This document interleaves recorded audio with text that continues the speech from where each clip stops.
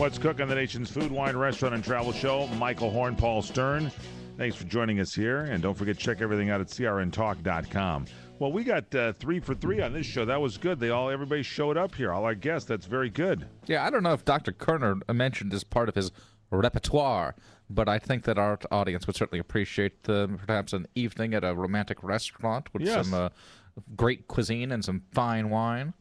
That does start for a nice romantic evening. Stimulating conversation, a fine dinner, a fine glass of wine is always very good. And if you can't afford to go out, you do the wine you do the dinner at home. Yeah, it seemed like Dr. Kerner was going for some kind of over-the-counter remedy.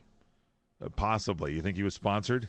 It seemed like he was kind of steer us in that direction. Not that there was anything wrong with his methodology, but you and I are kind of traditional, and we kind of do things the old-fashioned way. We guys smell these things sometimes when there's some kind of ulterior motive. No, we're not into these fancy products, that some of maybe the kids are using.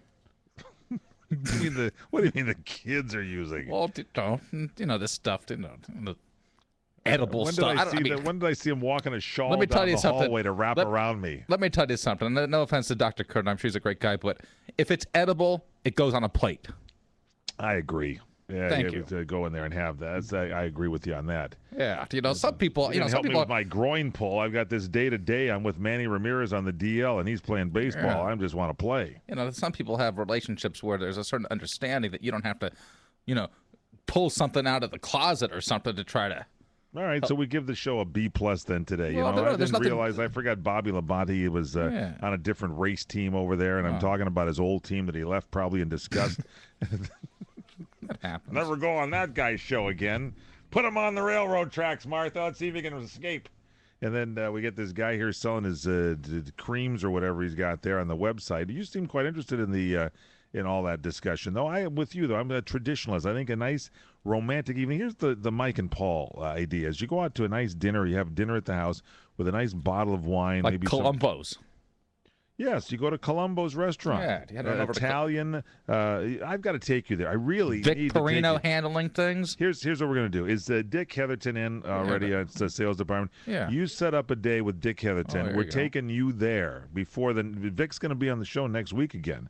And before he's on the show, you need to go there because I'm telling you, I know you. You are going to love this place. You will drive everyone you know there to this place. It is your kind of spot. That'll get the romance going. It's not also too heavy on the pocketbook either. He said there are people that come in there and actually have seats at the bar that are their favorite seats. And if you happen to sit in one, they'll kind of circle you like buzzards and wait for you to leave. And then when you leave, they'll jump back into their seats because it's their seat. I'd like that kind of stuff, kind of like Rayo's. Yes, like a real neighborhood, but other people. Although if you were sitting in somebody's seat over at Rayo's, I think they would do a little more than just circle.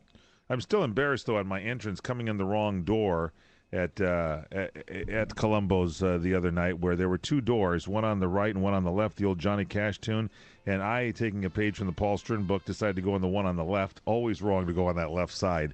And there were streamers and plastic in front of the doorway, and it was part of the stage backdrop.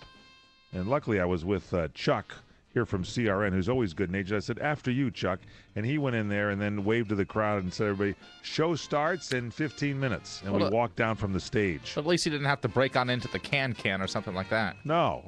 We looked kind of like we could be magicians or something, Later they asked us to come up and do a little act, and the singing was not too bad. If you did the can, Mike, you'd have to be a magician. I'm telling you, I got the groin pull. It's day to day. Hold on again. It's just the can. The other part of the can is no longer there. I just can. All right, that's our show, ladies and gentlemen. Hope you enjoyed the whole Megillah. We are here every day live, 7 a.m. Pacific, 10 a.m. Eastern. Then there's the replays throughout the day in the evening hours.